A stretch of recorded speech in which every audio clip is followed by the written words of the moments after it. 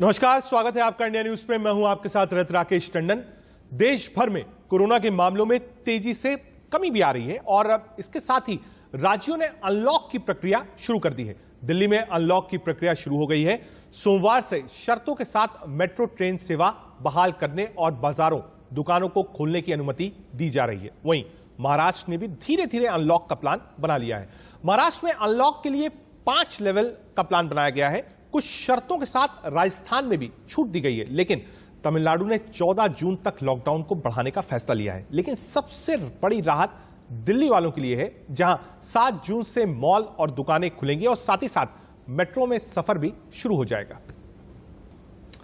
ये वाला जो लॉकडाउन पिछले हफ्ते ऐलान किया था वो सोमवार को सुबह 5 बजे तक है।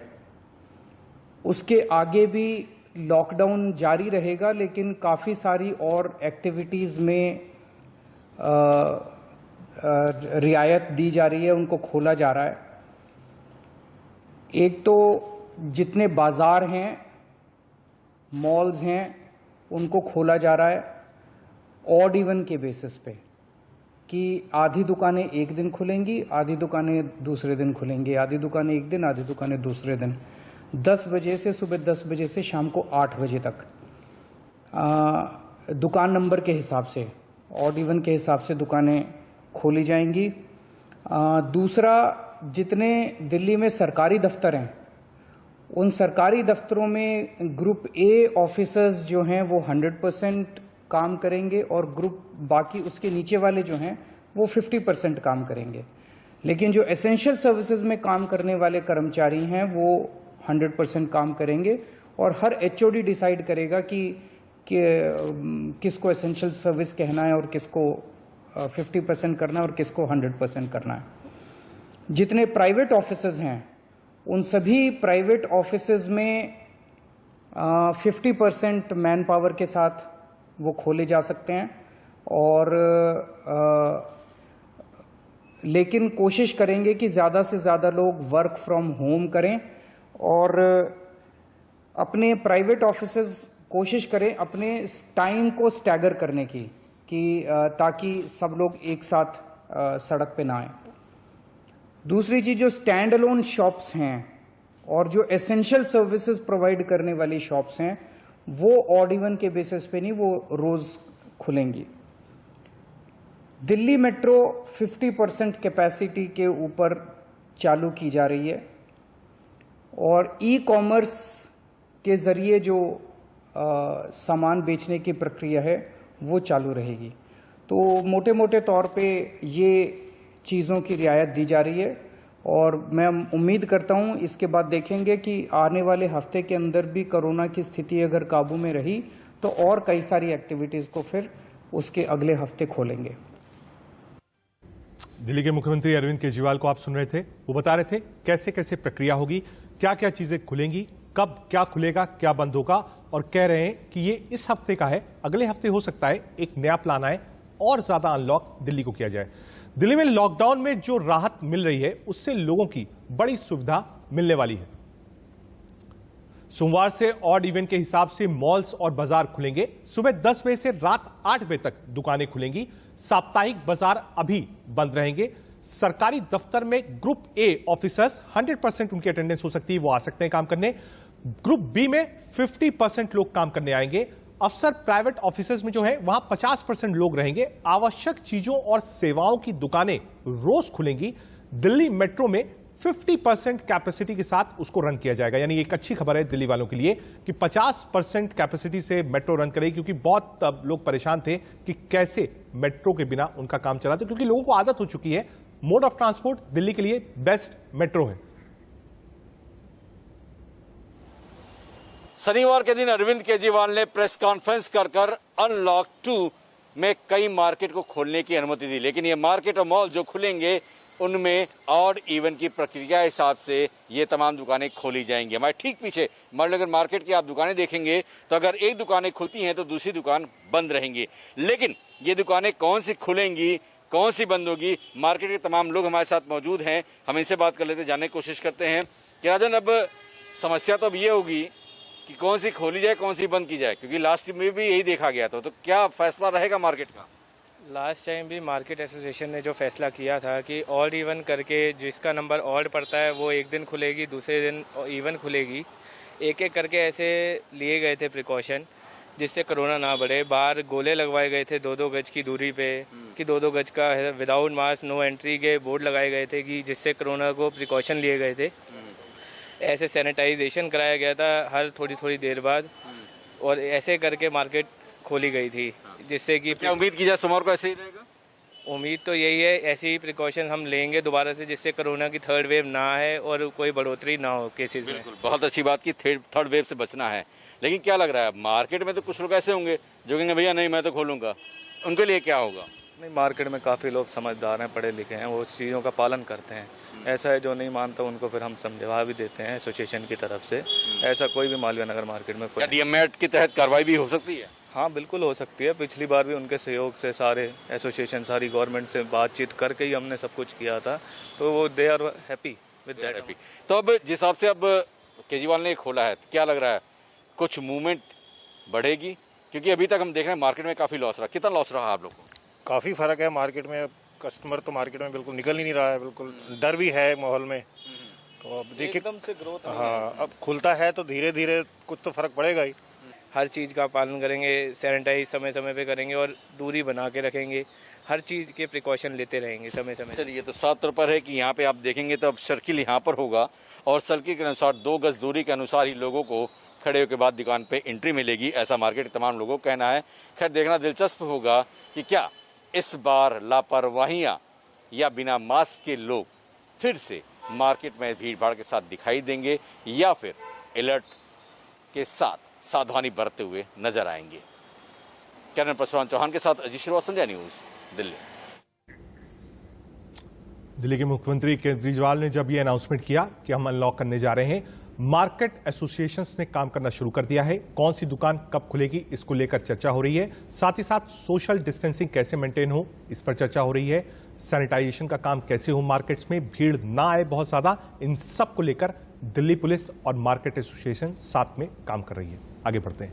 केजरीवाल के दिल्ली अनलॉक प्लान पर ऑल इंडिया ट्रांसपोर्ट एसोसिएशन का क्या कहना है वो भी आपको सुनवाते हैं।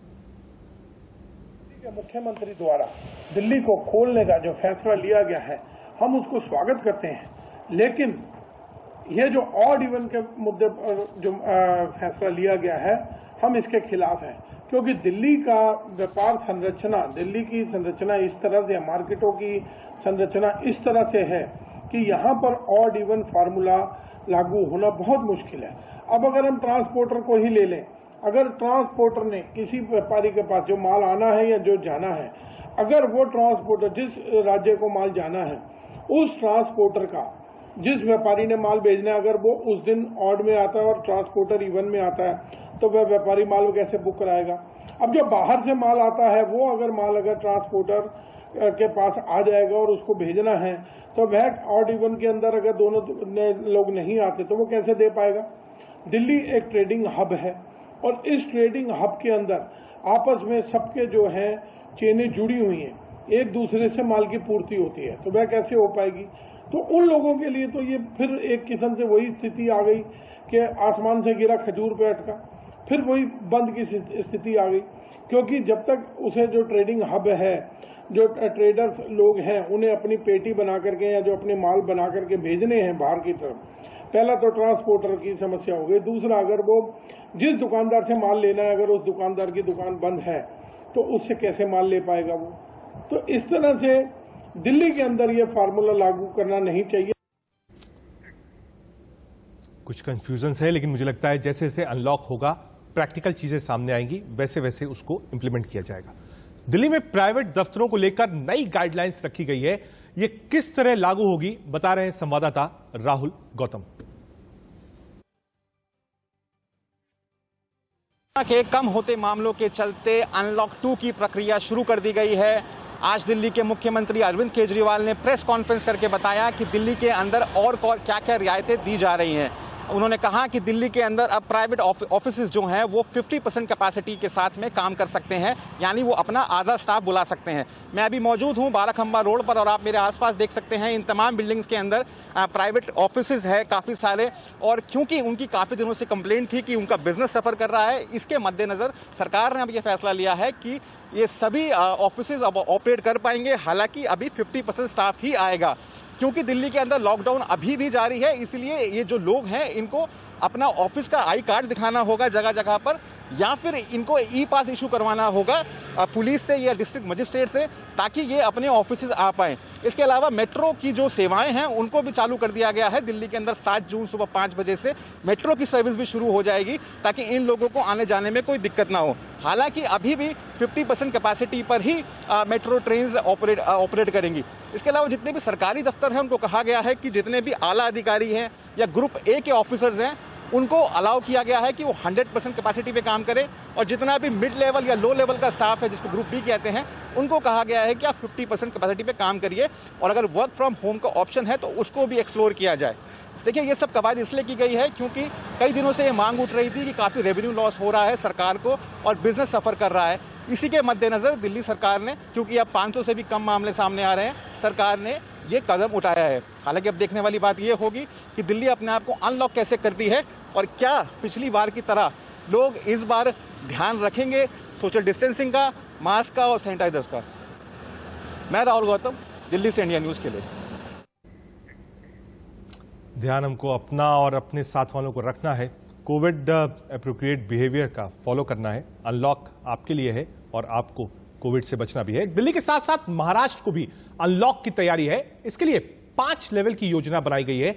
7 जून से अलग अलग लेवल के जिलों में अलग अलग छूट मिलेगी। ये लेवल पॉजिटिविटी केस के आधार पर तय किए गए हैं। इसके मुताबिक लेवल 1 जिलों में सभी दुकानें, मॉल और पीवीआर खुलेंगे। विवाह और सांस्कृतिक कार्यक्रमों में लोगों की सीमा नहीं है। लेवल 2 जिलों में क्या है? मॉल्स, थिएटर 50% क्षमता के साथ खुलेंगे। लेवल 2 में मुंबई शामिल है। लोकल बंद रहेगी। अभी मेट्रो खुली है लेकिन वहां पर लोकल बंद रहेगी। केवल 3 जिलों में मॉल, थिएटर अभी भी बंद रहेंगे। जरूरी चीजों की दुकानें शाम 4 बजे तक खुलेंगी। लेवल 4 जिलों में मॉल, थिएटर बंद रहेंगे। विवाह में सिर्फ 25 लोगों को आने की इजाजत होगी। लेवल 5 क्या है? जिलों में मॉल और दुकानें बंद रहेंगी। विवाह में सिर्फ परिवार के ही लोग शामिल होंगे। यानी एक साइंटिफिक तरीका निकाला है महाराष्ट्र ने अनलॉक करने के लिए। 5 कैटेगरी में बांटने का काम किया है। एक कैटेगरी वो है जहां पे पॉजिटिविटी रेट 5% से कम है और बेड ऑक्सीजन जो है वो 25% से कम ऑक्यूपाइड है, वो पहली कैटेगरी में। दूसरी कैटेगरी है जिसमें 5% से कम है लेकिन बेड ज़्यादा ऑक्यूपाइड है। इसी तरह से 5 तरह की कैटेगरी बनाई गई है। महाराष्ट्र में अनलॉक के पूरे प्लान को बता रही हैं India news reporter Shweta Verma. Maharashtra सरकार ने 5 स्तरीय अनलॉक प्लान बनाया है राज्य के लिए। राज्य के जिस जिले में पॉजिटिविटी रेट सबसे कम हो और वहां पर ऑक्सीजन बेड की ऑक्यूपेंसी कम हो, वो लेवल 1 और 2 के तहत आएंगे। और जिसमें सबसे ज़्यादा पॉजिटिविटी रेट हो, कोरोना वायरस के केसेस ज़्यादा हो, वो लेवल 4 और 5 में आएंगे। इस वक्त हम मुंबई के दादर टीटी इलाके के पास मौजूद हैं और आप देखिए किस तरीके से दुकानें यहाँ पर खुलने लगी हैं। खासकर अगर मुंबई की बात की जाए तो मुंबई इस वक्त लेवल 3 में आ रहा है, क्योंकि मुंबई की पॉजिटिविटी रेट जो है ये इस वक्त 5.3 पर चल रही है। यानी कि अभी भी रिकवरी रेट 94% होने के बावजूद ये लेवल 3 पर इसलिए आ रहा है क्योंकि यहाँ पर बेड ऑक्यूपेंसी ऑफ ऑक्सीजन भी इस वक्त हम देख रहे हैं कि 25% के ऊपर है। अगर हम दूसरे इलाकों की बात करें, खासकर पुणे जैसे इलाकों की, तो ये लेवल 4 पर आते हैं। महाराष्ट्र के जितने भी जिले हैं उन सभी जिलों को लेवल 1 to लेवल 5 के बीच में अब डिसाइड कर दिया गया है कि कितने जिले लेवल 1 में आएंगे और कितने जिले लेवल 2, 3, 4 और 5 में आने वाले हैं। मुंबई हालांकि लेवल 3 पर आ रहा है, लेकिन अभी भी मैनेजमेंट की तरफ से हमने देखा है किसी प्रकार की कंफ्यूजन नजर आ रही है। कई लोग ये कह रहे हैं हैं कि मुंबई लेवल 3 पर है और वहीं सरकार का ये मानना है मुंबई लेवल 2 पर है। इस पर हमने खास बातचीत की है बीएमसी की मेयर किशोरी पेडनेकर से, जिन्होंने हमें बताया कि शाम तक पूरा डेटा एनालिसिस होने के बाद पता चल जाएगा कि मुंबई कौन सी क्राइटेरिया और कैटेगरी में आती है, मुंबई लेवल 2 पर आ रही है या मुंबई लेवल 3 पर आती है। कैमरा पर्सन राज शर्मा के साथ श्वेता वर्मा, इंडिया न्यूज, मुंबई। दिल्ली और मुंबई में वैक्सीनेशन की कमी की वजह से टीकाकरण पर असर पड़ रहा है। वैक्सीनेशन की कमी को लेकर बीएमसी की मेयर किशोरी पेडनेकर से बातचीत की India news reporter Shweta Verma ने। मुंबई की भी बीएमसी मेयर किशोरी पेडनेकर इस वक्त हमारे साथ मौजूद है, इनसे जानेंगे। मैम, अनलॉक की प्रक्रिया शुरू हो चुकी है, हमने देखा मुंबई की भी लेवल 2 है, लेवल 3 है, पहले तो दर्शकों को ये बताएं। नहीं, अभी तो लेवल 3 है क्योंकि 40 के ऊपर बेड ऑक्सीजन के भरे हुए रहते हैं, तो लेवल 3 में है। आज शाम तक पूरी जानकारी परिपत्रक निकलेगा जो मुंबई महानगर पालिका निकालेगी, उसमें पूरी गाइडलाइन क्लियर हो जाएगी। जी मैम, जानना चाहेंगे, हमने देखा है कि बीएमसी कमिश्नर आईएसएल जी कह रहे हैं कि हम लेवल 2 पर हैं, ये थोड़ी सी कंफ्यूजन लग रही है। मुंबई कर काफी दिनों से वेट कर रहे थे चीजें खुलने का, हालांकि रिलैक्सेशंस मिल रही हैं। नहीं, जो गाइडलाइन आई है उसमें अभी तो 3 में लग रहे हैं, शाम तक पूरा वापस उसका एनालिसिस हो जाएगा और पता चलेगा 2 में है क्या।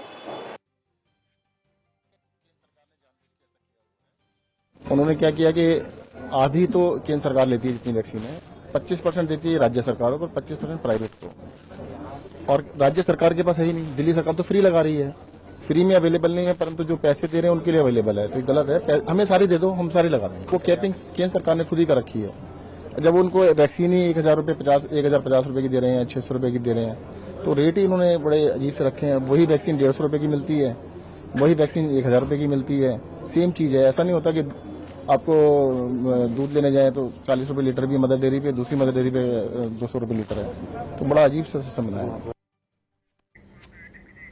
मुंबई और दिल्ली की हमने आपको खबरें बताई। एक तरफ जहां वैक्सीनेशन की कमी है, वैसे ही अनलॉक को लेकर लगातार आप कह सकते हैं चर्चा है और लोगों में एक उत्साह भी है, क्योंकि बहुत दिन से लोग घर पर थे और अब बाहर आने की इच्छा थी। लेकिन बाहर आइए, लेकिन जरूरी हो तभी आइएगा।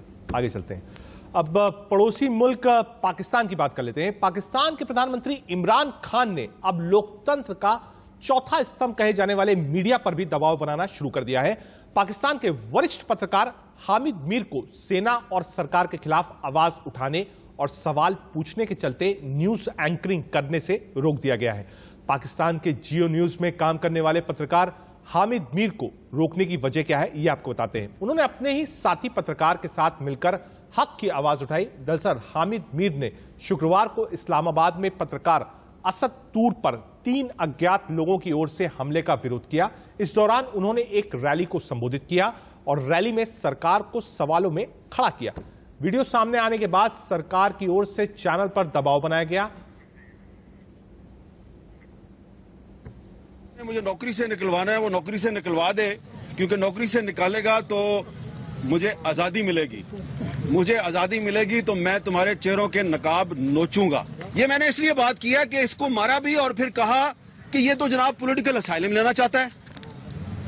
तो पॉलिटिकल असाइलम इसने तो नहीं लिया। पॉलिटिकल असाइलम तो तुम्हारे बाप परवेज मुशर्रफ ने लिया, जो चूहे की तरह इस मुल्क को छोड़ के भाग गया। इसके बैंक अकाउंट्स चेक करवाओ, असद तूर के बैंक अकाउंट्स चेक करवाओ और परवेज मुशर्रफ के बैंक अकाउंट्स भी चेक करवाओ। पता चल जाएगा कि गैर मुल्की ताकतों से फंडिंग किसको मिलती है। पाकिस्तान में हालात क्या है, मीडिया पर क्यों इतना हमला किया जा रहा है, इसके लिए सीधे आप पाकिस्तान का रुख कर लेते हैं। पाकिस्तान से सीनियर जर्नलिस्ट अदनान हैदर साहब जुड़ रहे हैं। हैदर साहब, बहुत स्वागत है इंडिया न्यूज में आपका।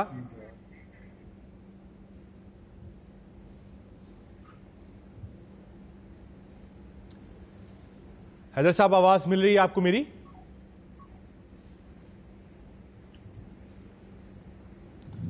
अदनान साहब, क्या आप मुझे सुन पा रहे हैं? अदनान हैदर जी, मुझे लगता है अदनान तक हमारी आवाज नहीं जा रही है और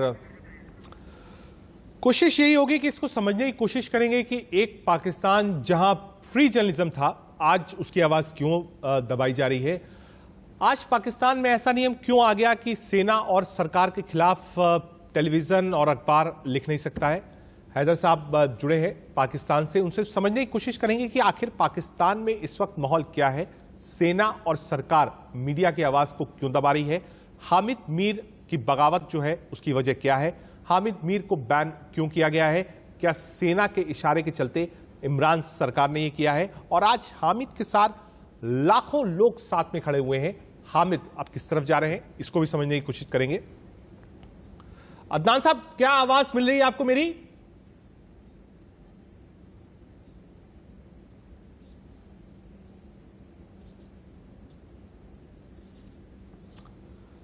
पाकिस्तान में सब कुछ ठीक नहीं है, प्रेस को लेकर कंफ्यूजन है। सरकार ने एक नियम दिया है जिसमें आप सेना और सरकार के खिलाफ नहीं लिख सकते। रावलपिंडी और इस्लामाबाद में एक चीज पर समझौता हो गया है कि कैसे प्रेस और फ्री प्रेस को जवाया जाए। कई ऐसे जर्नलिस्ट थे, तूर साहब थे, जिनके ऊपर हमला हुआ। हामिद मीर ने इस आवाज को उठाया, हामिद मीर को एंकरिंग करने से रोक दिया गया और उसके बाद से ये बवाल चल रहा है। अदनान साहब हमारे साथ है। अदनान साहब, आवाज मिल रही है आपको मेरी? आ रही है? मैंने अपना ऑडियो अनम्यूट किया हुआ है, जरा चेक करें। ठीक है, ठीक है अदनान साहब, आपकी आवाज हमको मिल रही है। अदनान साहब, ये जो नियम है और फ्री प्रेस पर रोक है, और आज रावलपिंडी और इस्लामाबाद एक साथ जर्नलिस्ट की आवाज दबाने की कोशिश कर रहा है, माहौल क्या है इस वक्त पाकिस्तान का? अदनान साहब।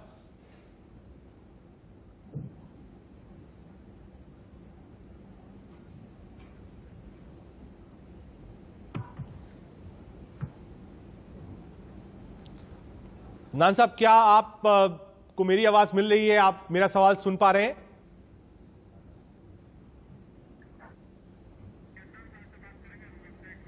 ठीक है, ठीक है, मुझे लगता है कुछ कम्युनिकेशन की प्रॉब्लम है। अदनान साहब, हम वापस आपके पास आएंगे और समझने की कोशिश करेंगे कि पाकिस्तान में ऐसा क्यों हो रहा है। पहले भी आतंकवाद के साए में पाकिस्तान है, सरकार का कोई मतलब नहीं है, सेना ही सेना है और आतंकवाद है, और अब प्रेस और जर्नलिस्ट के ऊपर भी वार। इस पर बात करेंगे। अदनान साहब पाकिस्तान से हमारे साथ होंगे, लेकिन फिलहाल एक छोटा सा ब्रेक। पाकिस्तान की बात हम ब्रेक से पहले कर रहे थे। हामिद मीर सीनियर जर्नलिस्ट हैं, फेस है जर्नलिज्म के पाकिस्तान में, उनको ऑफ एयर कर दिया गया है। उनके साथ लाखों की जनता खड़ी हुई है और विरोध किस बात का है कि सेना और सरकार जर्नलिस्टों का, प्रेस का, टीवी का, अखबार का जो एक मिजाज है उसको बदलना चाहती है, उसको सप्रेस करना चाहती है। पाकिस्तान से खास मेहमान अदनान हैदर साहब हमारे पास है। हैदर साहब, ब्रेक से पहले कुछ प्रॉब्लम थी, मुझे लगता है कि अब वो प्रॉब्लम सॉल्व हो गई है। अदनान साहब, एकाएक ऐसा क्यों हो रहा है? क्या ये माना जाए कि सेना और सरकार दोनों मिलकर जो आवाज है मीडिया की, प्रेस की, फ्री प्रेस की, उसको दबाना चाहती है? अच्छा देखें, फ्रीडम ऑफ स्पीच के लिए पाकिस्तान में हमेशा प्रॉब्लम रहे। हाँ। सहाफियों को दोनों जानिब से मुश्किलात का सामना रहा। हाँ। लेकिन अब चीजें कुछ बेहतर होना भी शुरू हुई है। जैसे पाकिस्तान में अभी पिछले दिनों पार्लियामेंट में जर्नलिस्ट प्रोटेक्शन बिल आया है, जिसमें प्रोटेक्शन राइट्स की बात की गई है, फ्रीडम ऑफ स्पीच की बात की गई है। लेकिन फिर भी कहीं ना कहीं रिस्ट्रिक्शंस मेरे ख्याल में वो सब मुल्कों में होती हैं, और वैसी कुछ पाकिस्तान में भी पाई जाती हैं, और जर्नलिस्ट को वो सब फेस करना पड़ती है शायद। हैदर साहब, आपने एक अच्छी बात बताई हमें कि बिल लाया गया और चीजें ठीक हो रही हैं, लेकिन तूर साहब पे जिस तरीके का हमला हुआ, और हामिद मीर साहब पर पहले भी अटैक्स हो चुका है, तो अगर जर्नलिस्टों को अटैक बनाया जाए, वो भी इस तरीके से, जब चोटिल हो, बम धमाके हो, इसको कहां तक वाजिब मानते हैं आप? देखिए, मैं एक जर्नलिस्ट हूं, आप एक जर्नलिस्ट हैं। अगर मुझ पे मसला, मुझ पे हमला, मुझ पे अटैक मेरे प्रोफेशन की वजह से होगा, तो वो अटैक होगा जर्नलिज्म पे अटैक, एक जर्नलिस्ट पे अटैक। अगर अदनान हैदर के पर्सनल मसले में कोई अटैक होगा, तो वो अदनान हैदर के सहाफत पे हमला नहीं है। अगर इसी तरह इंडियन या पाकिस्तानी फौजी पे पर्सनल अटैक होता है, कोई फैमिली की वजह से, उसके पर्सनल इश्यू की वजह से, वो कोई टेररिस्ट अटैक नहीं होगा, उसको सेना पे अटैक नहीं माना जाएगा। इसी तरह असद तूर का एक पर्सनल मसला है, उस पर किसी इदारे ने उसको टारगेट नहीं किया। हाँ, ये जरूर है कि उसने अपने ऊपर किए गए अटैक को एक दूसरा रंग देने की कोशिश की है। ठीक है अदनान साहब, एक आखिरी सवाल आपसे और समझना चाहता हूं, क्या ये जो सूरत हाल है पाकिस्तान का, जहां हम देख रहे हैं जर्नलिस्ट सड़कों पर हैं, लाखों में फॉलोअर्स हैं उनके, और सीधा कन्फ्रंटेशन सेना और सरकार के पास है। इसमें ज्यादा गलती आप किसको मानते हैं, इस्लामाबाद की या रावलपिंडी की? क्योंकि अब तक तो रिमोट इस्लामाबाद की नहीं, ना इस्लामाबाद की गलती है ना रावलपिंडी की गलती है। हामिद मीर साहब ने द प्रिंट में एक आर्टिकल लिखा है पिछले दिनों, जिसमें उन्होंने कहा है कि वो कुछ ज्यादा बोल गए हैं। जहां जर्नलिज्म से जर्नलिस्टिक नॉर्म्स को वायलेट हुए हैं, वो ये बात खुद मान रहे हैं। जब आप किसी पर पर्सनल अटैक करते हैं, और उन्होंने जो बात की उस पर उनको एस्टेब्लिशमेंट की तरफ से बैन नहीं किया गया। जियो जो कि एक इदारा है पाकिस्तान का, टीवी चैनल है, प्रिंट मीडिया है उसके पास, उन्होंने हामिद मीर साहब को खुद ऑफर किया है। इसमें गवर्नमेंट का या एस्टेब्लिशमेंट का कोई रोल नहीं है। बहुत शुक्रिया अदनान साहब, आप हमसे जुड़े, और हम उम्मीद करेंगे और इस बात की दुआ करेंगे कि हमारे पड़ोसी मुल्क पाकिस्तान में जर्नलिज्म बिल्कुल शीत रूप से चलता रहे, फ्री प्रेस हो, क्योंकि किसी भी मुल्क के लिए फ्री प्रेस का होना बहुत जरूरत है। वापस हिंदुस्तान आते हैं, जी हां, और कोरोना की बात करते हैं। कोरोना वायरस के डेल्टा वेरिएंट का खौफ अब पूरी दुनिया को सताने लगा है। डेल्टा वेरिएंट सबसे पहले भारत में पाया गया था, लेकिन अब इसका संक्रमण यूरोपीय देशों में भी बढ़ रहा है। ब्रिटेन में यह वेरिएंट अब सबसे प्रमुख हो गया है।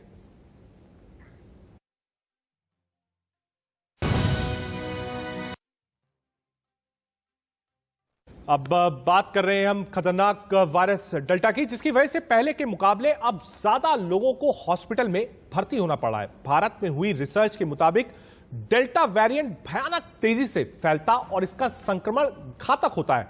भारत में कोरोना की दूसरी लहर के पीछे यही वेरिएंट था। जी हां, डेल्टा वेरिएंट जिसको नाम दिया गया है, यही वेरिएंट था जिसने, आप कह सकते हैं, वो 15 दिन, वो पीक सेकेंड वेव का, जिसमें सिस्टम, सरकारें और सब हिंदुस्तान लाचार हो गया था।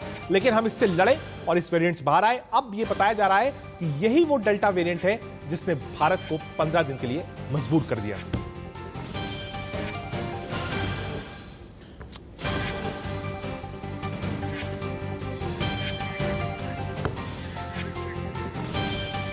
देश में कोरोना की दूसरी लहर ने जो कोहराम मचाया है, उसके पीछे डेल्टा वेरिएंट है। कोरोना के पहले वेरिएंट अल्फा के मुकाबले यह वेरिएंट कहीं ज्यादा खतरनाक साबित हुआ है।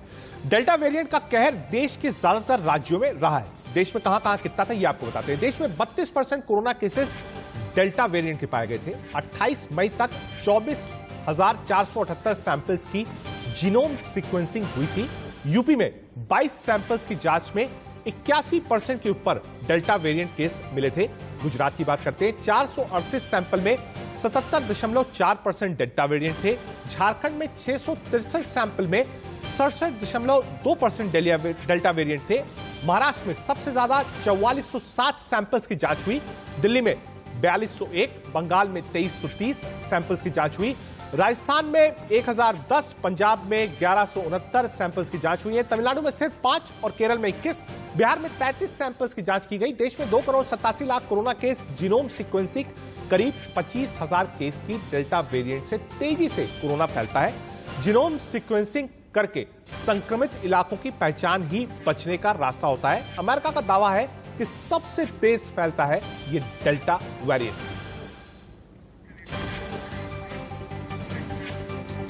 कोरोना का क्या है डेल्टा वेरिएंट और ये कितना खतरनाक है, इस पर ICU specialist doctor Rishabh Kumar से जानने की कोशिश की India news reporter Sumit Dubey ने। डॉक्टर साहब, ये जो डेल्टा वायरस की बात हो रही है, जो इंडियन वेरिएंट जिसे पहले कहा जा रहा था, बाद में से डेल्टा वायरस का नाम दिया गया, ये कितना खतरनाक है और भारत में जो सेकंड वेव आई है, इसमें इसका क्या योगदान रहा? देखिए, डेल्टा वेरिएंट जो कि सबसे पहले भारत में अक्टूबर 2020 में पाया गया था, वो जो अभी तक रीसेंट स्टडीज़ हुई हैं उसमें ये पाया जा रहा है कि ये एक दूसरे को जल्दी फैलता है, जो बेसिकली ट्रांसमिशन ज़्यादा होता है, एक जल्दी फैलता है। दूसरा, डेल्टा वेरिएंट में ये कुछ स्टडीज़ जो यूके में हुई हैं उसमें ये पाया गया है कि हॉस्पिटलाइजेशन रेट भी ज़्यादा है। बेसिकली इंसान को हॉस्पिटलाइजेशन की ज़्यादा ज़रूरत पड़ रही है इन्फेक्शन, डेल्टा वेरिएंट के इन्फेक्शन होने के बाद। लेकिन क्या इसकी वजह से ज़्यादा मौतें हो रही हैं, ये कहना अभी तक जायज़ नहीं होगा। तो इसके लिए अभी हमारे पास सफिशिएंट डाटा अभी तक नहीं आया है। पहले वेरिएंट से कितना डिफरेंट है? देखिए, डिफरेंट इस हिसाब से है कि जो पहले वेरिएंट में हमने देखा था कि ट्रांसमिशन हो रहा था, इन्फेक्शंस हो रहे थे, और अभी जो ट्रांसमिशन हो रहा है, इन्फेक्शन हो रहा है, तो अभी ज़्यादा तेज़ी से हो रहा है। इस बार आपने देखा कि हॉस्पिटलाइजेशन भी ज़्यादा हुई, जो नंबर ऑफ केसेस आए हैं वो भी ज़्यादा हुए हैं। तो डेल्टा वेरिएंट पहले से ज़्यादा ट्रांसमिशन ज़्यादा हो रहा है डेल्टा वेरिएंट की वजह से, और हॉस्पिटलाइजेशन भी ज़्यादा हो रही है। कितने और वेरिएंट हो सकते हैं जिससे डरने की ज़रूरत है संभल कर? देखिए, ये जो सार्स कोविड वायरस है, कोविड का वायरस है, इसे सार्स कोवी वायरस बोलते हैं हम अपनी लैंग्वेज में। ये एक आरएनए स्ट्रैंड है, जैसे हमारी बॉडी के अंदर डीएनए की बनी हुई है, तो ये आरएनए स्ट्रैंड है। आरएनए एक सिंगल स्ट्रैंड है। इसकी जैसे आप सरल भाषा में मानिए कि जैसे 30,000 पत्थर हैं या 30,000 ब्रिक्स हैं हमारी, वो एक साथ पड़ी हुई हैं। वो जब रेप्लिकेट करती हैं बॉडी के अंदर, ये जाता है सेल के अंदर, जाता है सेल के अंदर जाके ये मल्टीप्लाई करता है। मल्टीप्लाई मतलब एक से दो से चार ऐसे बनते हैं। तो जब ये बनते हैं तो कई बारी मल्टीप्लिकेशन में ऐसा होता है कि जो वो बन रहा होता है तो उसमें कुछ चेंजेस आ जाते हैं। इसलिए कितने वेरिएंट हो सकते हैं इसकी कोई गिनती नहीं कर सकता है, लेकिन सब वेरिएंट को हमें ढूंढना भी ज़रूरी नहीं है, क्योंकि सारे वेरिएंट ऐसा नहीं है कि वो इन्फेक्शन ज़्यादा करेंगे। कुछ वेरिएंट ऐसे होंगे जो इन्फेक्शन नहीं करेंगे, कुछ वेरिएंट ऐसे होंगे जो इन्फेक्शन ज़्यादा करेंगे, और कुछ वेरिएंट ऐसे होंगे जिनकी वजह से हॉस्पिटलाइजेशन या सीवियरिटी ज़्यादा होगी, पेशेंट ज़्यादा बीमार होंगे। तो वेरिएंट कितने हो सकते हैं इसका कोई जवाब नहीं है, बहुत वेरिएंट हो सकते हैं। डॉक्टर ऋषभ, वेरिएंट क्या ये वेरिएंट है, अलग है, ये नया वेरिएंट है, पहले दूसरा था? इसको पता करने के लिए जीनोमिक सीक्वेंसिंग लैब्स होती हैं, जो जीन्स होते हैं वायरस के, उनको सीक्वेंस किया जाता है और उसको जांच की जाती है और देखा जाता है कि कहाँ से ये वेरिएंट आया है, ये वेरिएंट पिछले जो वायरस था उससे अलग है या सेम सीक्वेंस है। तो अगर वो सीक्वेंस डिफरेंट होती है तो उसको वेरिएंट का नाम दिया जाता है। खतरनाक वेरिएंट है ये डेल्टा वेरिएंट। सिर्फ भारत में ही नहीं, डेल्टा वेरिएंट ने कहर पूरे विश्व में बरपाया है। दुनिया में ये वेरिएंट फैल चुका है। अब तक 60 देशों में डेल्टा वेरिएंट मिला है। एक महीने में अमेरिका में डेल्टा वेरिएंट के 10% केसेस हुए हैं। अमेरिका के 50 में से 46 राज्यों में ये वेरिएंट मिला है। मई में अमेरिका के 7.5 लाख केस में 75,000 डेल्टा वेरिएंट के अमेरिका में जीनोम सीक्वेंसिंग में 20% बढ़ोतरी पाई गई। किसी भी वायरस की पूरी जानकारी जीनोम सीक्वेंसिंग के जरिए होती है। इसके जरिए वायरस के अलग अलग वेरिएंट का भी पता चलता है। आपको बताते हैं कि जीनोम सीक्वेंसिंग क्या होती है। जीनोम सीक्वेंसिंग वायरस का बायोडाटा होता है। वायरस कैसा है, कैसा दिखता है, ये जीनोम सीक्वेंसिंग से पता चलता है। असल में शरीर की कोशिकाओं में आनुवांशिक पदार्थ होते हैं, यानी डीएनए आरएनए होते हैं। डीएनए आरएनए को ही जीनोम कहते हैं। देश में दिल्ली, पुणे, बेंगलुरु, हैदराबाद, कल्याणी, भुवनेश्वर में जीनोम की स्टडी और जांच की सुविधा है।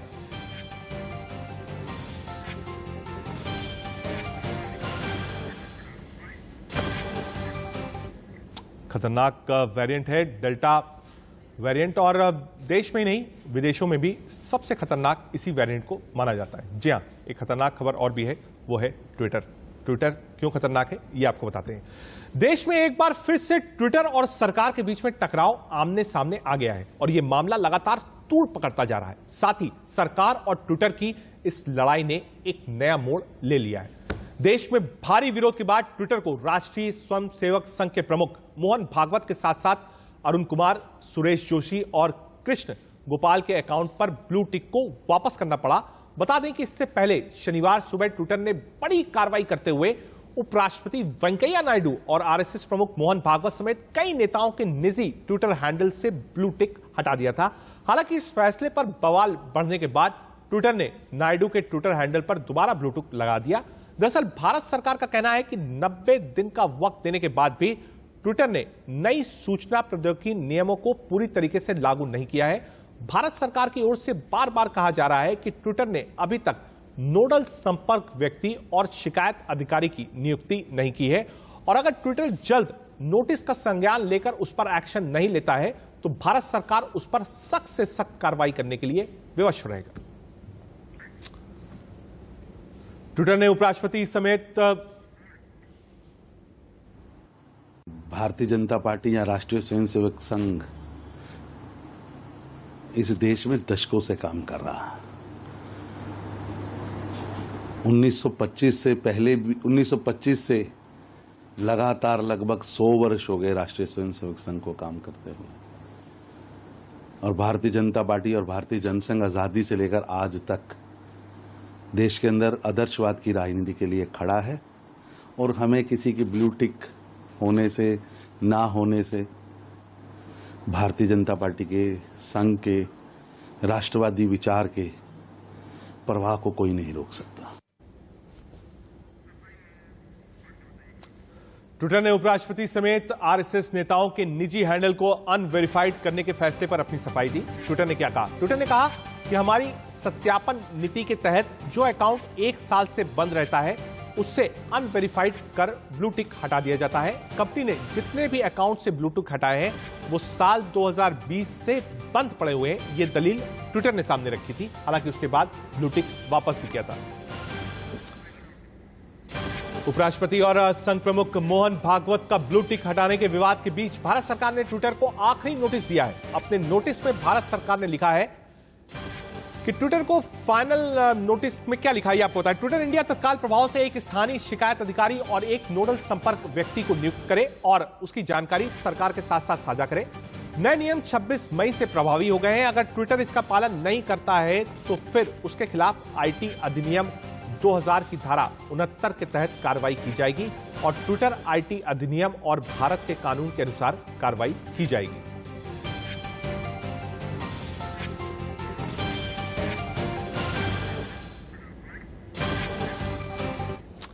कोरोना की दूसरी लहर का प्रकोप कम हो रहा है, लेकिन तीसरी लहर की आशंका भी बनी हुई है। 1 महीने से ज्यादा वक्त बाद अब धीरे धीरे लॉकडाउन खुलने लगा है, लेकिन इसके साथ ही लोगों की लापरवाही भी बढ़ रही है। हम आपको दिखा रहे हैं 2 तस्वीरें। पहली तस्वीर महाराष्ट्र के बीड़ की है, जहां मराठा आरक्षण की मांग को लेकर आंदोलन के दौरान कोरोना गाइडलाइंस का पालन नहीं किया गया। फिलहाल हर जगह राजनीतिक और सामाजिक गतिविधियों पर बैन है, लेकिन लोगों ने नियम को नजरअंदाज कर जुलूस निकाला, जहां नो सोशल डिस्टेंसिंग थी, ना ही मास्क दिखे। दूसरी तस्वीर गाजियाबाद की है, जहां किसान आंदोलन के दौरान कोरोना नियमों की धज्जियां उड़ी हैं। किसान जिला मुख्यालय पहुंचे थे, जहां कृषि बिल की प्रतियां जलाई जा रही थी। एक दिल्ली एनसीआर की तस्वीर आपको दिखा रहे हैं किसानों की, और दूसरी मराठा आरक्षण की तस्वीरें दिखा रही हैं। कोविड अभी गया नहीं है, केसेस कम हुए हैं, लेकिन ये तस्वीरें बता रही हैं कि लोग कितने लापरवाह हैं। गाजियाबाद के लोनी में एक स्विमिंग पूल के अंदर काफी संख्या में लोगों को नहाते देखा गया, जिसका वीडियो खूब वायरल हो रहा है। इसमें पुलिस को आता देख कई लड़के पूल में कूदते और बाहर भागते दिखे। दरअसल लोनी में एक स्विमिंग पूल के मालिक ने शुक्रवार शाम स्नान करने की अनुमति दी थी, जिसके कारण उस पर कोरोना कर्फ्यू के नियमों का उल्लंघन करने का मामला दर्ज किया गया है। कोविड कर्फ्यू अभी भी लागू है और होने के साथ साथ स्थानीय लोगों ने लॉकडाउन नियमों का उल्लंघन किया और बड़ी संख्या में पूल में एकत्रित हुए। पुलिस का कहना है कि स्विमिंग पूल को बिना अनुमति के खोला गया। वहीं सवाल यह भी खड़ा होता है, क्या सारी लॉकडाउन पालन करवाने और कोरोना प्रोटोकॉल की जिम्मेदारी पुलिस और प्रशासन की है? आम आदमी को इससे कोई लेना देना नहीं है।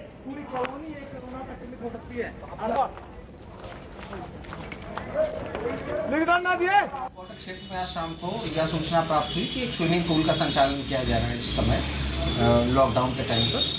तत्काल पुलिस टीम रवाना की गई और संचालक है तो पकड़ लिया गया है। समुचित धाराओं में अभियोग पंजीकृत कर उनके विरुद्ध कार्रवाई की जा रही है। बुलेटिन में फिलहाल इतना ही। एक छोटा सा ब्रेक, लेकिन ब्रेक से पहले एक नजर सुर्खियों